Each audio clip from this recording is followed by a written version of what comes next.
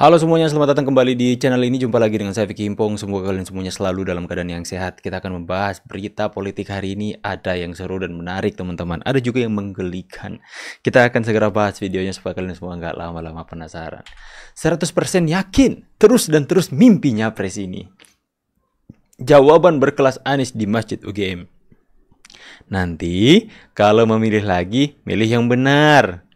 Ente sorry, sampai kiamat ogah.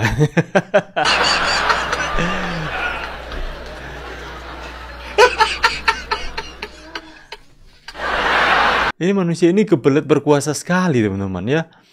Apa dia sengaja untuk masuk? Dia mungkin dalam pemikirannya dalam pemikirannya ini, wah bisa jadi ini mahasiswa akan gulingkan Prabowo. Saya harus mendekati mahasiswa dan kemudian saya bisa diangkat menggantikan Prabowo menjadi presiden dengan kelicikan.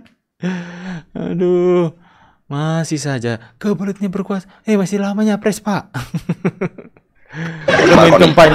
Kedatanganku kemari untuk mengajakmu kerjasama seperti dulu. Kita berpetualang lagi. Maaf kakak, lagi ya, saya sudah janji meninggalkan masa lalu yang gelap. Saya sudah cukup bahagia hidup seperti ini. Marconi. Berhasil ya. Mahasiswa karbitan, partai politik yang penting dapat uang jajan. Lagu ini makin viral aja. Banyak tapi maaf, sorry. Oh, presiden lagi bersih-bersih tiba-tiba langsung di demo. Hello mahasiswa, mau jadi pahlawan bagi para koruptor ya? Sembarangan aja pakai bawa nama rakyat Indonesia. Sekarang lihat, hampir di setiap tempat rakyat sudah turun ke jalan membubarkan kalian. Kalau Pak Ahok mengatakan bahwa dia nggak ditawarin jadi dirut, berarti dia bohong. Pak Ahok kalau memang punya bukti, bawalah ke Kejaksaan Agung. Bawa, nggak usah diminta. Sebagai warga negara yang baik, bawalah bukti-bukti itu ke Kejaksaan Agung. Ngapain ngoceh sana sini di podcast gitu loh, bikin menurut saya buang-buang waktu. Benar-benar Pak Prabowo itu mau jihad melawan korupsi. Yang kita lihat Bang, kasus Pertamina ini kan ketika paginya diresmikan Danantara, malamnya Kejaksaan Agung membongkar kasus korupsi di Patraniaga ini. Mudah-mudahan Pak Prabowo bagaimana caranya bisa gitu loh Bang. Intinya supaya teman-teman di DPR ini segera mungkin melegalkan undang-undang perampasan aset atau uang kartal. Ya, segera mungkin karena itulah darurat. Andai mahasiswa itu benar-benar sepaham dengan kita rakyat Indonesia ya, mereka sudah demo dengan tujuan tuntutan yang benar. Nah ini teman-teman, Anies dengan beban politik. Cuman Anies dan kelompoknya yang berani bawa agama buat jadi bahan jualan politik secara sembrono. Cuma Anies memang. Kali ini kita bahas yang lagi ramai, ceramah Anies Baswedan di Masjid UGM. Viral, jadi pergunjingan, dan tentu ada yang pro kontra. Tapi kalau kita bedah satu persatu, kita bakal lihat jelas bahwa ini bukan sekadar kritik politik biasa. Ini kritik yang pakai gaya politik identitas yang terlalu berlebihan. Mari kita urai satu persatu. Anies bicara soal 3 cara mematikan demokrasi. Pertama, mengubah aturan main. Katanya, ada perubahan aturan di pemilu 2024 yang bikin seseorang yang belum cukup umur bisa maju. Jelas ini menyindir putusan Mahkamah Konstitusi soal batas usia capres-cawapres. Masih dibahas sampai detik ini. Fair kalau mau kritik. Tapi coba kita pakai logika. Putusan MK itu bagian dari sistem hukum kita. Kalau mau dibilang demokrasi mati gara-gara aturan main diubah, ya tolong sekalian kritik juga saat Jakarta dipimpin Anies dulu. Ingat Formula E, aturan main anggaran bisa diubah sesuka hati. Ingat bagaimana proyek itu jalan tanpa hasil nyata sampai sekarang, itu demokratis. Dan satu hal yang penting, kalau putusan MK ini dianggap mematikan demokrasi, kenapa saat putusan MK di era SBY yang dulu meloloskan Jokowi di Pilgub Jakarta 2012 nggak dibilang begitu?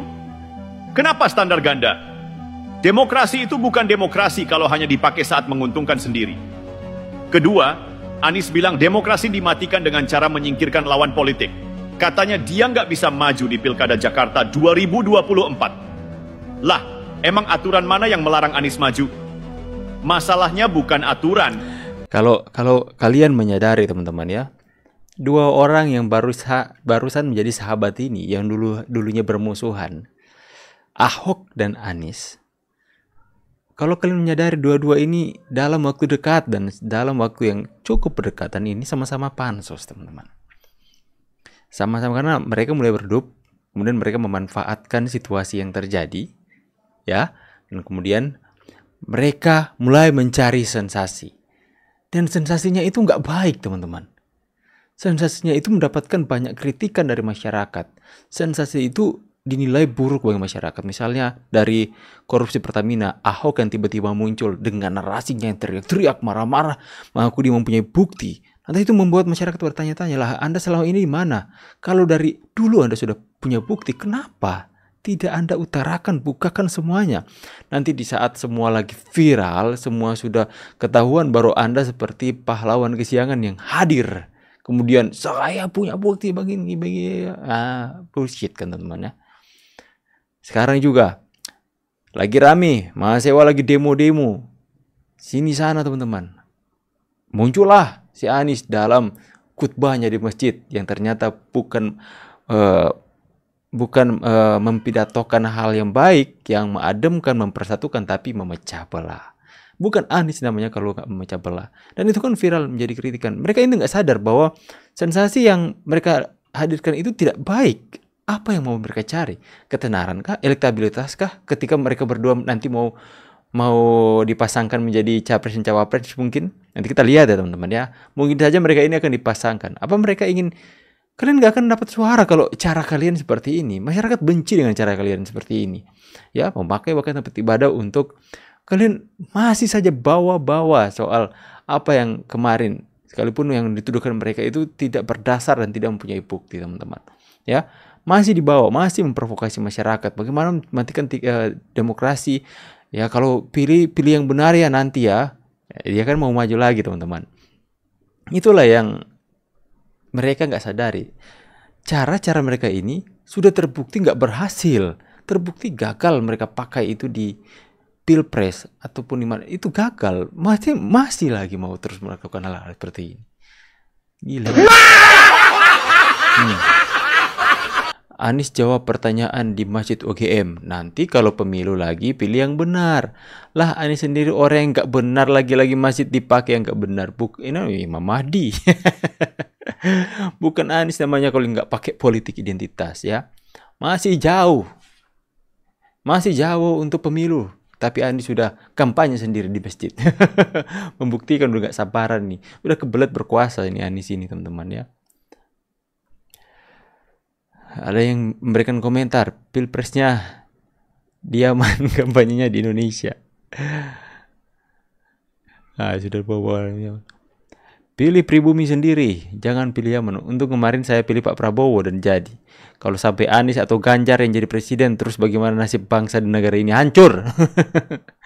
Sangat setuju, Anies tidak ngomong politik di tempat ibadah. Alhamdulillah sudah benar tidak pilih Anies. Terima kasih ya Allah, Anies tak jadi presiden Indonesia. Itulah teman-teman ya.